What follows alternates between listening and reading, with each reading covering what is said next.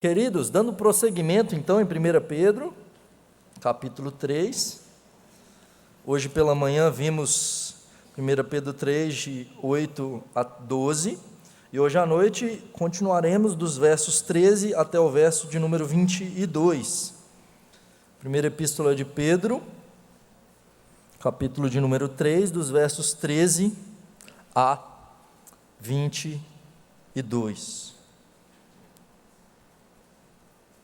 E o tema da mensagem dessa noite é: qual atitude devemos ter quando sofremos? Qual atitude devemos ter quando sofremos? Diz assim a palavra do Senhor: ora, quem é que vos há de maltratar se fordes zelosos do que é bom? Mas ainda que venhais a sofrer por causa da justiça, bem-aventurados sois. Não vos amedronteis, portanto, com as suas ameaças, nem fiqueis alarmados.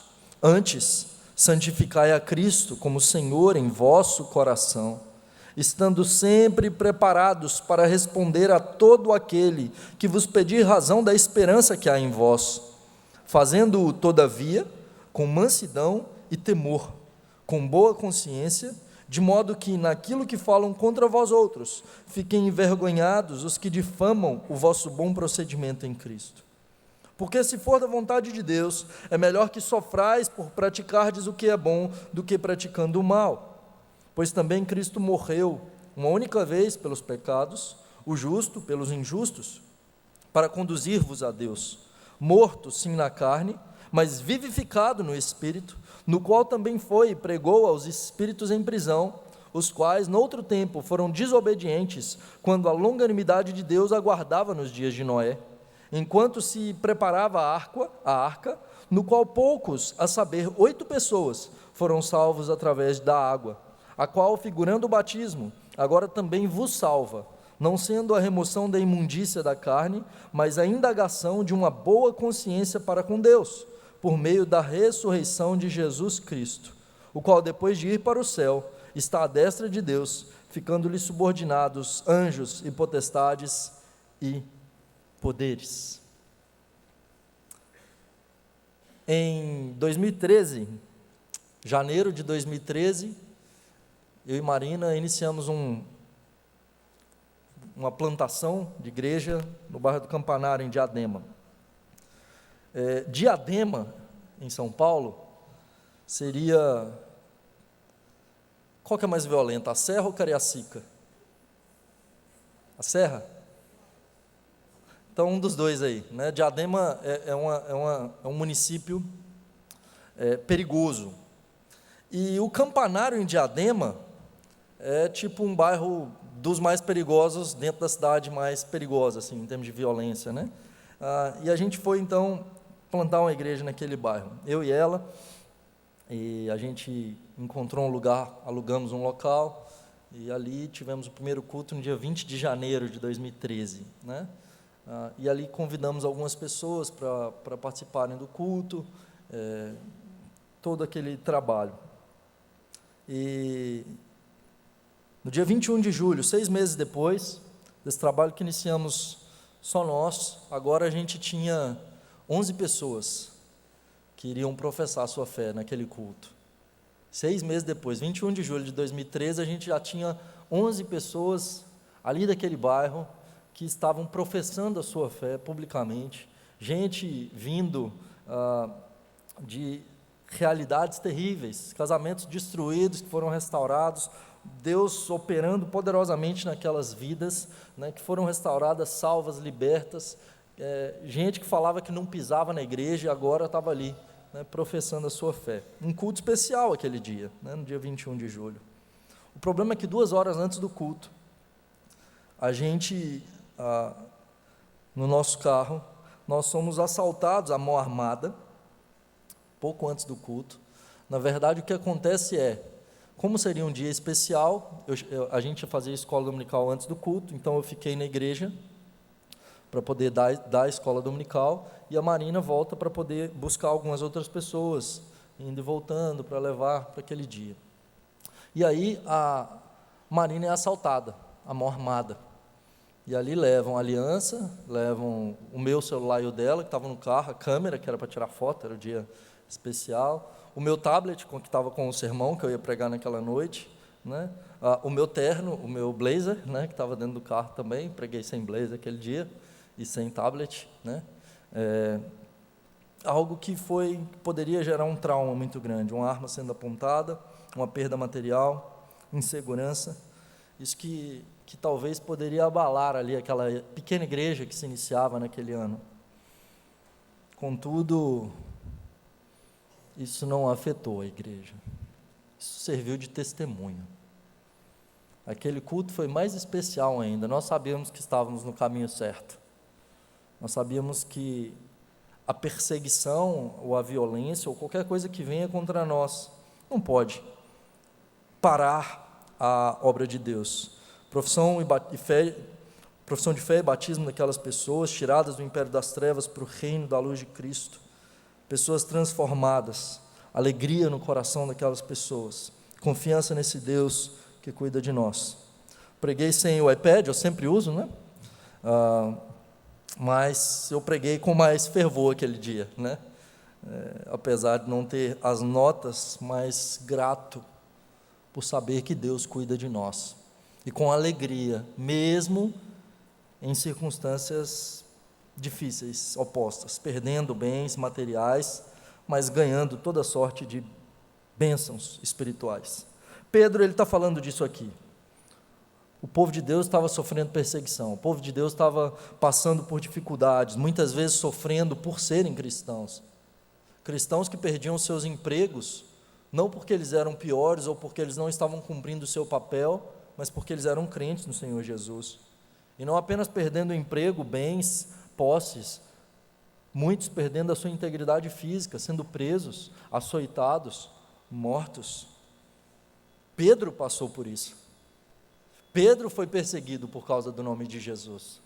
Perante o sinédrio, aquele homem, ele é preso e açoitado, depois de não negar o nome de Jesus, de dizer antes importa obedecer a Deus do que obedecer a homens.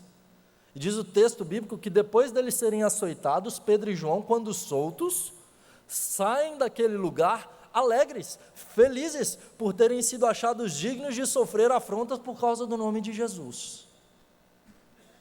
Então, depois de falar sobre a santidade na vida, santidade com relação às autoridades, com relação ao nosso casamento, com relação aos nossos irmãos, agora Pedro nos ensina como nós devemos agir quando nós sofremos. E a primeira coisa então que nós vemos no verso 13, é que o sofrimento não deve ser visto como uma maldição para o crente. O sofrimento deve ser visto como uma bênção. O sofrimento deve ser visto como uma bênção. Verso 13 ele diz: ora, quem é que vos há de maltratar, se fordes zelosos do que é bom? Mas ainda que venhais a sofrer por causa da justiça, bem-aventurados sois. Não vos amedronteis, portanto, com as suas ameaças, nem fiqueis alarmados. Então veja que o que Pedro está dizendo é que, se nós formos zelosos do que é bom, a gente não tem que se preocupar, porque de modo geral, e aqui ele não está fazendo uma promessa, ele simplesmente está afirmando algo que acontece, é que se nós formos zelosos do que é bom, né, um princípio registrado em Provérbios, capítulo 16, verso 7, ele vai dizer: sendo o caminho dos homens agradável ao Senhor, este reconcilia com eles os seus inimigos. Então, se nós formos zelosos do que é bom, nós não temos que nos preocupar, porque Deus é quem cuida do nosso caminho, e nós viveremos uma vida que é agradável a Deus e não vai contra as pessoas ao nosso redor, num sentido de mal, de dolo. Pelo contrário, nós desejamos o bem das pessoas ao nosso redor, nós cuidamos das pessoas ao nosso redor. Ainda que a mensagem do Evangelho é uma mensagem confrontadora, para o bem daqueles que nos rodeiam. Por isso a igreja primitiva, ela contava com a simpatia do povo. Essa perseguição vem por conta das forças de Satanás para poder tentar parar a igreja.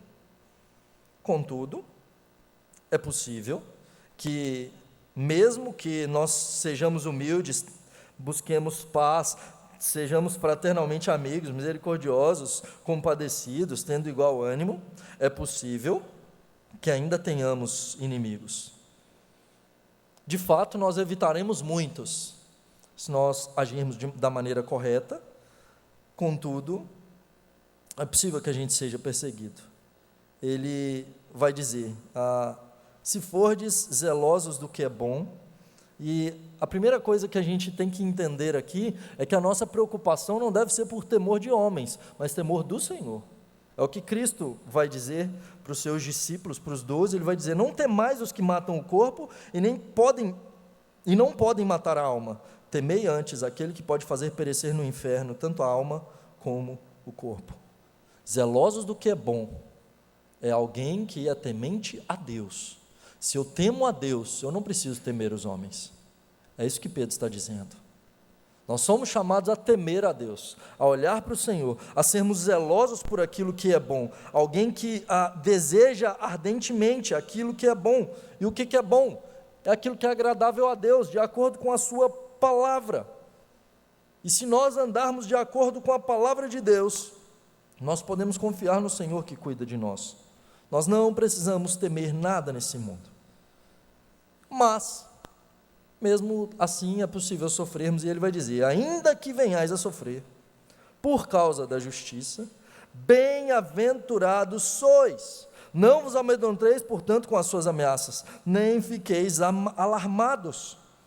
Então Pedro, ele prepara a igreja, não apenas para suportar a perseguição e o sofrimento, mas ele diz que quando isso acontecer, a igreja não deve se entristecer, pelo contrário, ele vai dizer, se isso acontecer, que vocês não fiquem com medo, antes reconheçam que Deus os abençoa no sofrimento, de que o sofrimento para o cristão é uma bênção, porque a Bíblia diz que todas as coisas cooperam para o bem daqueles que amam a Deus, e se Deus permite que o sofrimento venha sobre nós, que a perseguição venha sobre nós, que o dia mal venha, Deus tem um propósito, e nesse momento Deus também está nos abençoando. Normalmente o nosso pensamento, quando vem o dia mal, quando as coisas não acontecem como nós gostaríamos, principalmente quando nós sofremos um tratamento injusto, a gente pode pensar, o que eu fiz de errado? Será que Deus viu as minhas obras? Eu sou filho de Deus, e a gente age como se fosse adepto da teologia da prosperidade, que eu faço as coisas então e Deus tem que me dar o que eu estou querendo. Eu me lembro certa feita em São Paulo, e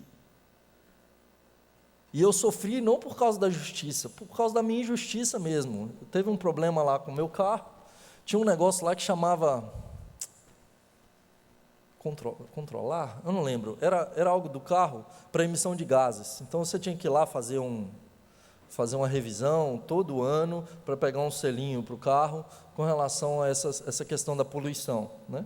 Isso não tem mais, mas durante uns anos teve lá, especificamente lá, se não me engano.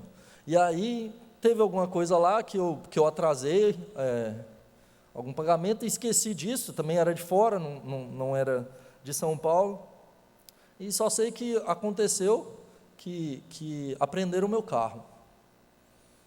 E aí eu sem carro em São Paulo, e aí eu estava indo pregar numa outra cidade, então apreenderam meu carro numa rodovia de São Paulo, e aí eu tive que sair lá de casa para ir lá nesse lugar, porque levaram meu carro para uma outra cidade, fora de São Paulo, né? E ali eu tive que resolver, fui lá no dia seguinte, paguei tudo que tinha que pagar, resolvi todos os problemas burocráticos, e aí tive que ir lá na delegacia responsável. E aí isso já era na saída de São Paulo, no início da Fernão Dias ali. Aí como é que eu faço para chegar lá? Eu não tinha muito dinheiro, o dinheiro estava curto, eu já tinha saído da Unilever, estava no processo de começar a trabalhar na igreja, e não tinha como ir de táxi para lá, era muito longe, seria muito caro, e aí comecei a pesquisar como é que eu fazia. Peguei metrô, peguei ônibus, E aí fui pegar e consegui chegar na beirada da estrada, perto lá dessa delegacia. Uma subida assim para chegar lá, num sol quente. E eu vi aquela subida e fui lá subir. E levei os documentos. Aí cheguei lá na delegacia, aí entreguei tudo, o camarada, o policial viu, tá? Falou, preciso dar uma cópia disso aqui, tem que tirar uma cópia. Eu falei, então, não dá para tirar? E ele falou, não, aqui não tem não, você vai ter que tirar, não sei o que, e trazer. Eu falei, onde? Ele, tá vendo aquela cidadezinha ali do outro lado? Aí tinha que descer aquilo tudo, aí subiu assim, falei, lá deve ter. Peguei, desci, subi, tirei a cópia, voltei, subi de novo, entreguei. Pronto, está resolvido. E aí já estava passando a hora. E aí ele, só assinar aqui que está tudo ok com o carro, e aí você pode tirar. Estava mais uns 15 quilômetros para frente, né, o pátio. Eu falei, mas eu não vou assinar que está tudo ok, eu não vi o carro. Ele falou, não, se não assinar que está tudo ok, você não vai poder tirar o carro. Eu falei, não vou assinar, eu preciso ver o carro, se está tudo ok. Ele falou, então não tem o que fazer. Aí eu olhei para ele assim e falei, eu vou assinar, mas se tiver algum problema com o meu carro, vocês vão ver, né? Não vê nada. Aí assinei, estava bravo. E aí nem perguntei como é que eu fazia para ir, aí desci, cheguei lá falei, como é que faz para chegar no pai? Ele falou, pega um ônibus em tal lugar, aqui na Fernão Dias mesmo, aqui, nem me lembro o nome do município, e aí você pede para parar lá. Aí eu fiquei parado lá esperando uma meia hora, e me mandaram para o lugar errado, o ônibus passou, perdi o ônibus, aí tive que mudar de novo. E nesse momento eu olhei assim e falei, não, Senhor, por que eu estou passando por isso? Eu sou filho do Senhor, eu sou filho do Rei, por quê? E aí nesse momento eu me lembrei dos cristãos que eram perseguidos, não por conta de erro deles, por falha, por tropeços deles, mas por causa da sua fé em Jesus, sendo açoitados, sendo presos. O que você faria, Daniel, se você fosse preso injustamente? Você ia estar desse jeito? Murmurando? Com o coração revoltado? E aí naquele momento, ali na beirada da Fernão Dias, depois de tomar essa pancada, né? Eu comecei a adorar a Deus, cantando, já estava tranquilo. E aí peguei o ônibus, pedi para ele parar lá perto do pátio, ele parou, era no meio do nada, eu falei, e agora? Como é que eu vou fazer? Consegui achar. E aí cheguei lá, já estava no finalzinho, quase fechando, teria que voltar no dia seguinte, se passasse da hora, né? E aí eu entreguei e falei assim, não, Senhor, se eu tiver que voltar amanhã, tá tranquilo. Está na mão do Senhor. Consegui sair naquele dia, mas o meu coração mudou naquele momento. Considerem-se abençoados por Deus. Se nós sofremos, se nós passamos por dificuldades, que a gente possa reconhecer a bondade, a graça, e que isso glorifica ao Senhor. E se o meu sofrimento glorifica ao Senhor, eu sou bem-aventurado.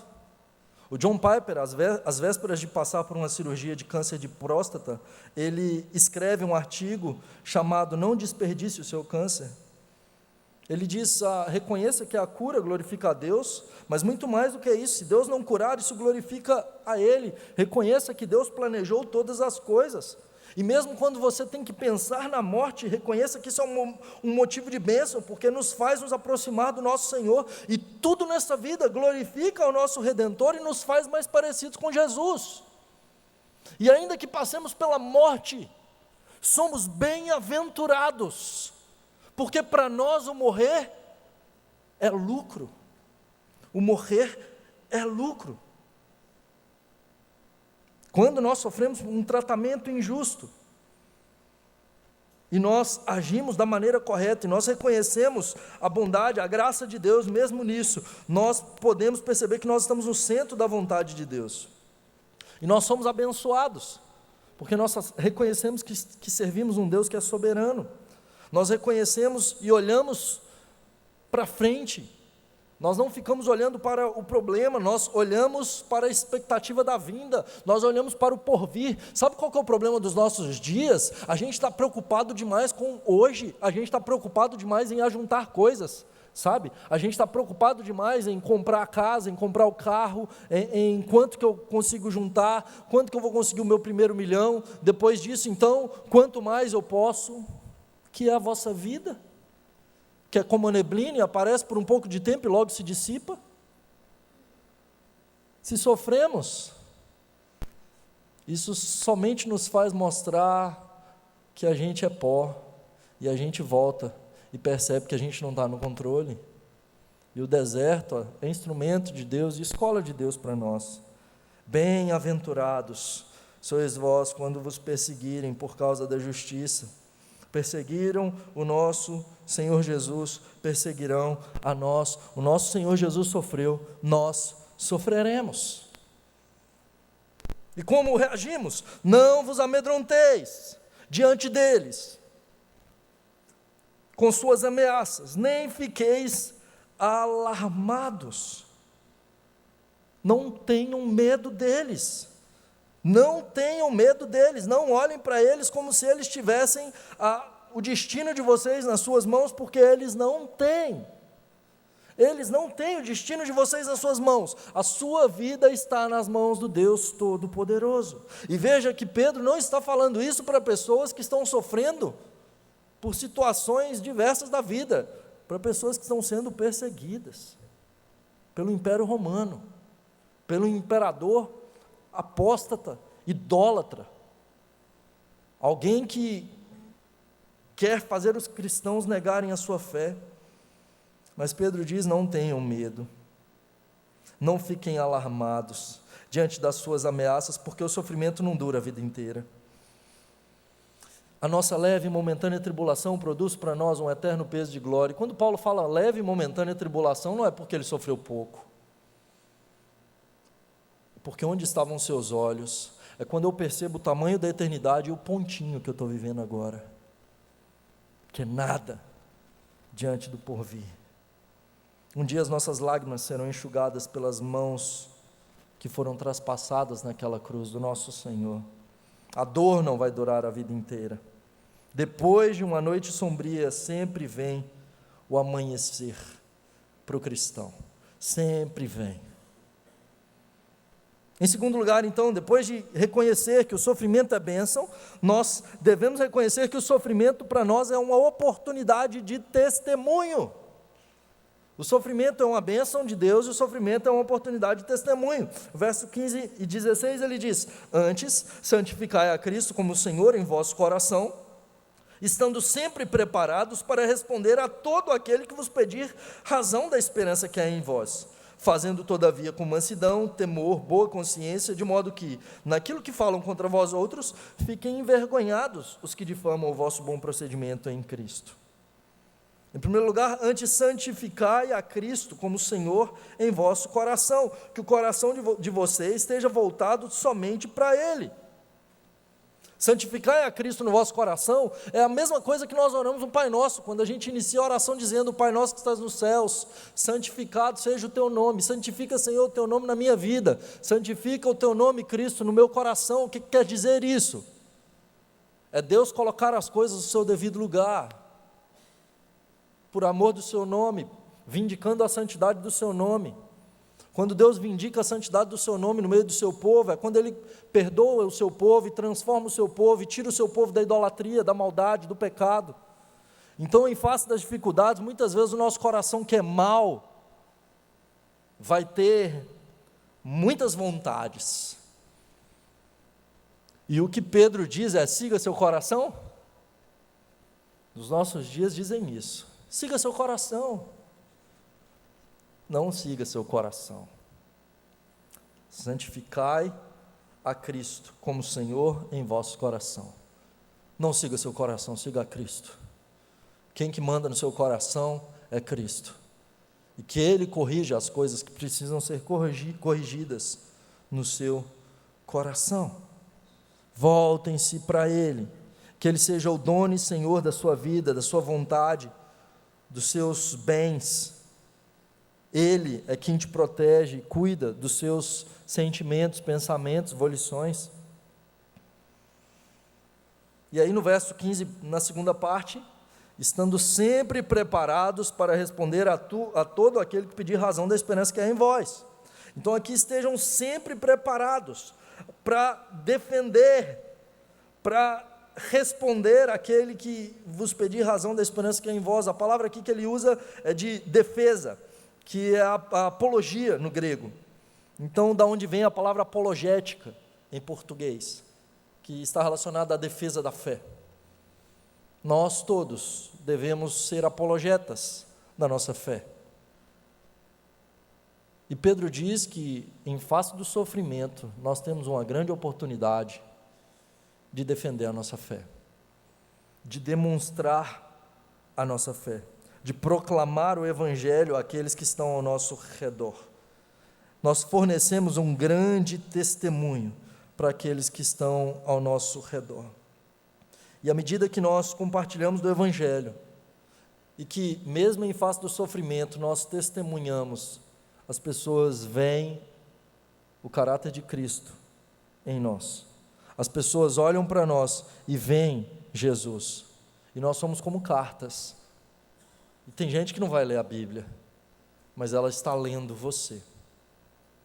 John Montgomery, um apologista luterano, ele conta a história de um homem chamado Charlie, cuja esposa tenta tirá-lo da cama para que ele fosse trabalhar. E quando ela chega lá para ele poder ir trabalhar, fala assim: levante, né? Vai trabalhar, Charlie. E ele diz para ela: não posso. Por que você não pode? Eu estou morto. Charlie, essa é a desculpa mais esfarrapada que você já deu. Você está morto, você está bem, levante, troque, você vai trabalhar. Ele fala: não, eu estou morto. E ele insiste tanto nisso que ela, achando que ele estava ficando doido, ela liga para o médico, pede que o médico fosse vê-lo. E aí o médico vai lá e tira a pressão, vê todos os sinais vitais do Charlie. E então diz para o Charlie: Charlie, eu vi os seus sinais, os meus instrumentos aqui estão mostrando que você está vivo, que você está bem, então que você pode ir trabalhar. E aí o Charlie responde: não, eu sinto muito, seus instrumentos estão quebrados, eu estou morto, eu sei disso. E o médico, tentando encontrar uma forma de convencê-lo, ele fala: Charlie, você sabe que um morto não sangra? Porque quando a pessoa morre, o coração dela para de bater, então o sangue para de circular. De modo que se você furar um morto, não sai sangue dele. E aí então o médico leva ele lá à sala do médico legista, fura um cadáver, e aí não sai sangue. Ele fala: está vendo que o morto não sangra? E aí o Charlie olha assim: estou vendo, doutor, o senhor conseguiu demonstrar para mim que morto não sangra. E aí ele: ok, me dá aqui o seu polegar. E aí fura o polegar dele, e aí sai sangue. Falei: agora, Charlie, o que você me diz? O Charlie olha para o seu dedo sangrando e diz: olha só, não é que os mortos sangram? O que ele quer dizer com isso? Que apesar de nós darmos razão da nossa fé, não significa que as pessoas aceitarão. Não significa que elas vão receber isso. E muitas vezes elas estão cegas. Mas isso não nos isenta de termos que testemunhar, isso não nos isenta de levarmos uma vida santa e de que no momento da necessidade nós devemos proclamar. Tem gente que usa uma frase atribuída a, se não me engano, Francisco de Assis, que é aquela frase de: pregue o Evangelho, se necessário, use palavras. Pregue o Evangelho. E para pregar o Evangelho, eu tenho que testemunhar e usar palavras. Não existe possibilidade de pregar sem palavras o Evangelho. Eu tenho que pregar com palavras, é isso que Pedro está dizendo. Viva, testemunhe, mas você também deve dar razão da sua fé. Você deve apontar para o seu Salvador, aquele que te salvou, para que outros possam ser alcançados. E diante disso, em face desse sofrimento, nós não devemos nos envergonhar do nosso Senhor Jesus Cristo. Às vezes, em um mundo hostil, e aí uma aplicação para nós, você, jovem, adolescente, na sua sala, o mundo é hostil quanto à palavra de Deus, quanto a Cristo, quanto aos mandamentos. E muitos professores, muitos colegas, ao olhar para a palavra de Deus, eles são extremamente hostis. E como que nós agimos em face disso? Nós nos envergonhamos, nós nos calamos, ou nós damos razão da nossa fé? Ou nós apontamos para a palavra de Deus como a verdade, que pode transformar a vida deles, inclusive, e que esse caminho que eles estão não é bom. Isso vai gerar perseguição, mas isso vai trazer bem-aventurança para nós. Isso vai nos trazer uma vida que vale a pena ser vivida. Não seja covarde, querido, diante das oportunidades que você tem. Evangelização não é só a gente sair um dia para entregar folheto, isso também é evangelização. Mas no seu dia a dia, diante das oportunidades que surgem, inclusive de perseguição e de hostilidade, nós somos chamados a testemunhar da nossa fé. Uma certa baronesa cristã que vivia em Nairobi, no Quênia, ela contrata um jovem para ser o seu empregado, e ele trabalha com ela como secretário por 3 meses, ele fica junto com ela, e depois ele pede para ela uma carta de recomendação para que ele pudesse trabalhar no palácio de um sheik que residia próximo dali. A baronesa, então, aquele empregado era muito bom, e ela não queria perdê-lo, e aí ela oferece para ele um aumento para o seu salário, para que ele não fosse, e aí ele responde que não estava saindo por causa do salário.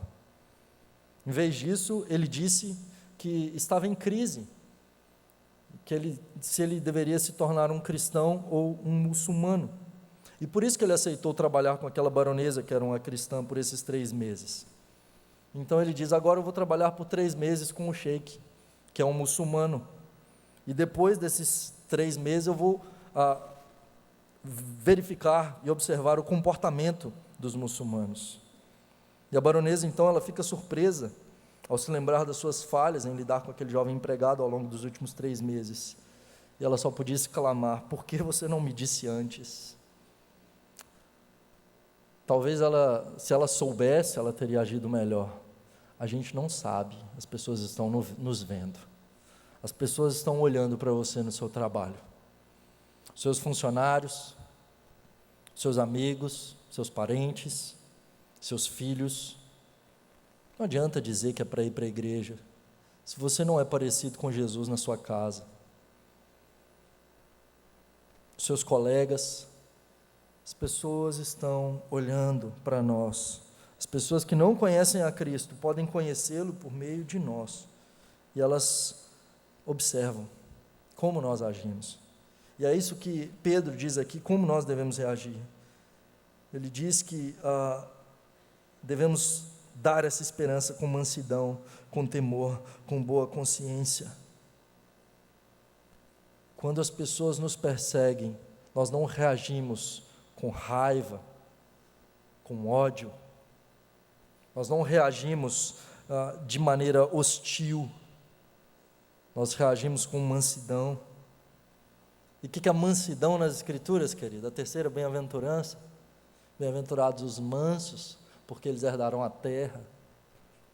E a mansidão, às vezes, a gente tem como um atributo ruim, porque parece que ser manso é alguém que deixa levar, e não é verdade. Mansidão é poder sob controle. A gente usa essa palavra para animais. O que é um cavalo manso? É um cavalo que eu posso montar nele. Ele é obediente. Significa que ele é mais fraco? Não. Significa que ele está sob controle. Mansidão é ser dominado por Deus. É poder sob controle. Eu não sou mais fraco. Antes, a minha força é conduzida pelo Deus eterno. Jesus Cristo, em todo o tempo, foi manso e sempre com temor, sempre sabendo que eu estou diante de Deus, e Ele é quem está vendo todas as coisas. Por fim, na sequência, Pedro vai usar o exemplo de Cristo. Então, depois de dizer que nós devemos reconhecer o sofrimento como uma bem-aventurança, que nós devemos reconhecer o sofrimento como uma oportunidade de testemunho, nós devemos reconhecer que sofremos porque Cristo sofreu. E se o nosso Senhor sofreu, nós sofreremos. Nós não somos maiores do que Cristo. Se Ele foi perseguido, nós seremos perseguidos. É isso que ele vai dizer a partir do verso 18. O exemplo de Cristo, o justo sofrendo pelos injustos. Verso 18: pois também Cristo morreu uma única vez pelos pecados, o justo pelos injustos, para vos conduzir a Deus, morto na carne, mas vivificado no Espírito. E na sequência, então, ele vai usar o exemplo da pregação às pessoas dos dias de Noé. E veja, Cristo é quem sofre para que a gente pudesse ser salvo. É isso que Pedro está explicando aqui. Era necessário que fosse cumprido o pacto das obras, e era necessário que o pecado fosse punido. E o que Cristo faz? Ele cumpre o pacto das obras no nosso lugar, ele cumpre toda a lei, ele não apenas morre por nós, ele vive por nós. Ele não apenas leva sobre si o nosso pecado, a justiça que ele pratica é imputada a nós, nós somos declarados justos diante de Deus, por imputação. E depois então de viver uma vida justa, de viver da maneira totalmente correta, santa, ele morre, ele sofre, ele é perseguido, ele é açoitado, ele é humilhado, cospem nele, o crucificam, pregam-no numa cruz. Ele paga pelos nossos pecados, e por causa do sofrimento de Cristo, nós podemos ser salvos, porque Ele sofreu, porque Ele morreu no nosso lugar, hoje nós podemos ter vida. É isso que diz o texto de Isaías 53, o castigo que nos traz a paz estava sobre Ele, pelas suas pisaduras nós fomos sarados, Ele levou sobre si, por causa do sofrimento do nosso Redentor, a gente foi salvo. Ele sofreu e trouxe salvação para nós. E aí o que Pedro está explicando para nós é que se Cristo sofreu, isso trouxe salvação para nós. Se o nosso sofrimento puder levar Cristo a uma pessoa, isso já vale a pena. Se o meu sofrimento pode ser um testemunho para as pessoas ao meu redor, apontando para o meu Senhor, é motivo de alegria, de gratidão, de bem-aventurança, de confiança em Deus. Deus é glorificado na nossa vida em todos os momentos. E aí Pedro cita algo aqui que às vezes é interpretado de maneira errada, né? Um texto relativamente difícil, né? Que Cristo pregou os espíritos em prisão, e aí a crise que as pessoas têm é, nossa, Jesus pregou então para as almas no inferno, ele foi lá no inferno, e aí lá no inferno tinha os espíritos em prisão dos dias de Noé, e aí Jesus foi lá e pregou para eles. É isso que o texto está dizendo aqui, né? Não, queridos.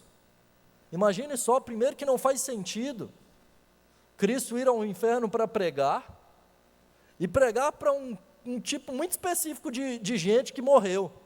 Você imagina que antes de Noé tinha muita gente que estava no inferno, e depois de Noé tinha muita gente. Por que só os do dia de Noé que Jesus foi lá pregar para eles?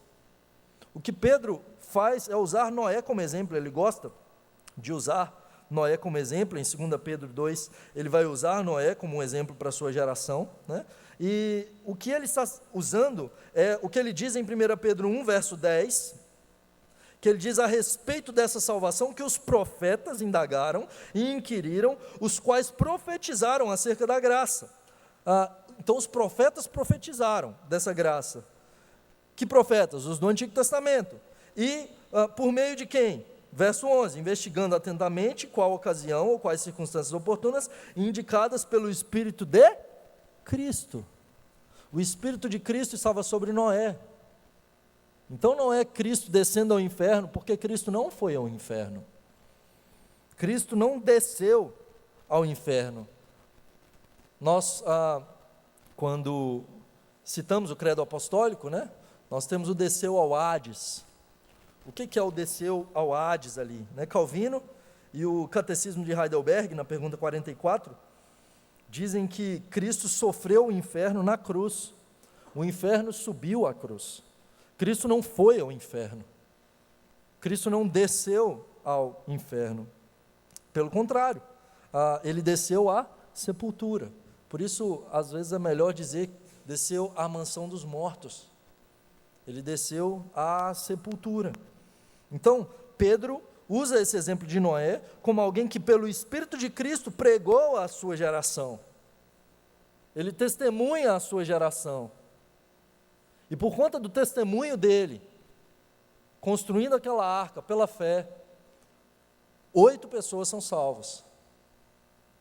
É isso que Pedro está usando aqui. E ele usa então a questão da ressurreição de Cristo, a maior esperança do cristão.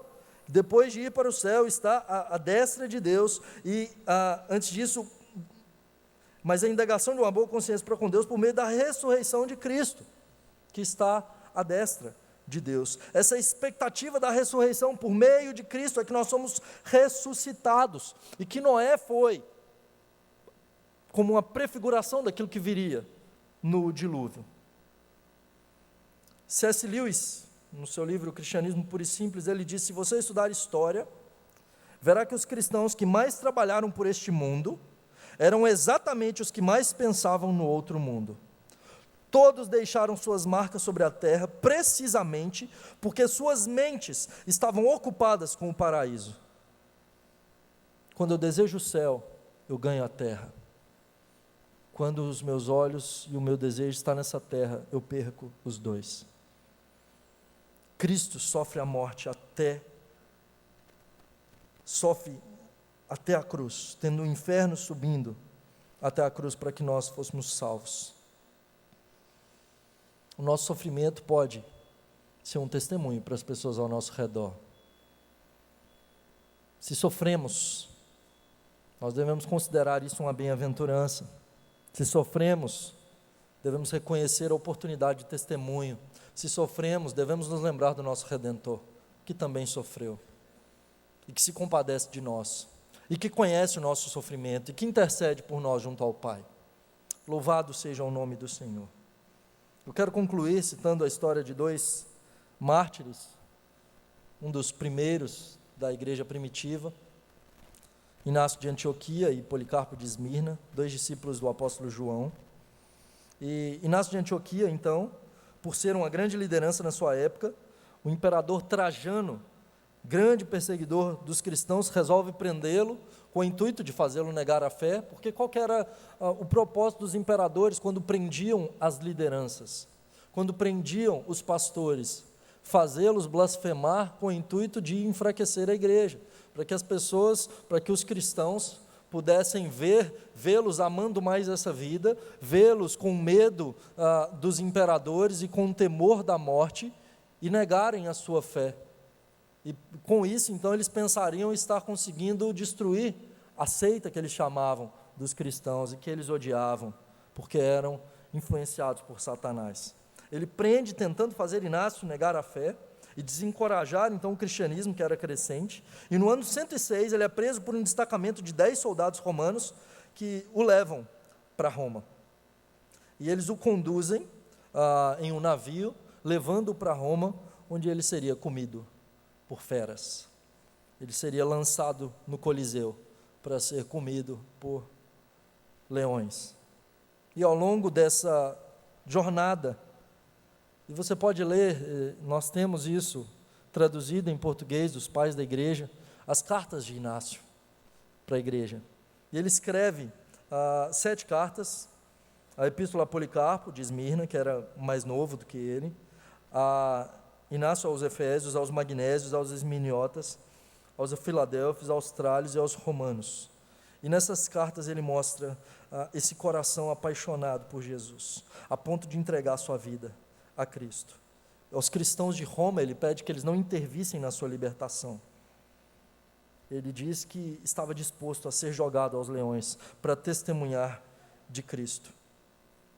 E ele escreve: deixai-me ser alimento das feras, pelas quais me será dado desfrutar a Deus. Eu sou o trigo de Deus, é preciso que ele seja triturado pelos dentes das feras, a fim de ser considerado puro pão de Cristo. E ele morre comido por feras, mas testemunha da sua fé, e a igreja prossegue, e a igreja continua. E o sangue dos mártires, quando caía na terra, só fazia com que a igreja prosseguisse. A perseguição nunca parou a igreja de Cristo. Policarpo de Esmirna, também preso pelo imperador, e agora ele simplesmente pede para que aquele homem de 86 anos dissesse que César é o Senhor e queimasse incenso para César. Ele diz apenas: faça isso, diga que César é o Senhor e queime incenso para César. Policarpo recusa-se. Ele é encaminhado então à arena diante da população romana, e aí o imperador, o governante, na verdade, naquele momento, ele, com medo de entregar um senhor de idade às feras, ele diz: jure pela felicidade de César, mude de ideia, diga, fora com os ateus. Eles chamavam os cristãos de ateus, porque não se curvavam diante dos deuses do império, tampouco diante do imperador. E ele chamava os cristãos de ateus. Ele olha para a multidão zombadora e diz, direcionando para ela: fora com os ateus. O governador tenta outra vez Policarpo: faça o juramento e eu libertarei, amaldiçoe Cristo. E Policarpo diz: por 86 anos servi a Cristo e ele nunca me fez qualquer mal. Como poderia blasfemar contra meu rei que me salvou? E diante da recusa, ele é queimado vivo. Antes disso, quando ele é ameaçado com fogo, ele diz: então nós vamos queimá-lo. E Policarpo responde: ameaçais-me com um fogo que arde por um momento e depressa se apaga, mas nada sabeis da pena futura e do fogo eterno reservado aos ímpios. Ele é queimado por um pouco de tempo, aquele sofrimento atroz, alguns minutos, e logo ele estava com o Senhor Jesus Cristo, ceando com ele.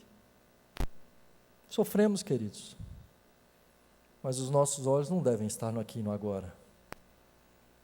Examinando a sua própria vida, você é zeloso em boas ações, mesmo quando é maltratado, é capaz de fazer uma defesa do Evangelho, teme o Senhor Jesus Cristo acima de todas as coisas. Se alguma das respostas é negativa, faça os ajustes que precisam ser ajustados, mude aquilo que precisa ser mudado, dobre o seu joelho diante do Senhor, para que Ele transforme o seu coração, para que você seja mais parecido com Jesus, para que possamos ser uma testemunha em meio a esse mundo hostil. O cristianismo tem se espalhado no Brasil, mas a questão não é a estatística, mas os verdadeiros servos de Cristo, dispostos a sofrer por Jesus, que o amam acima de todas as coisas, estão dispostos a tudo por Ele. Sofremos, mas isso é motivo de bem-aventurança, isso é motivo de testemunha, isso é uma imitação do nosso Redentor. Louvado seja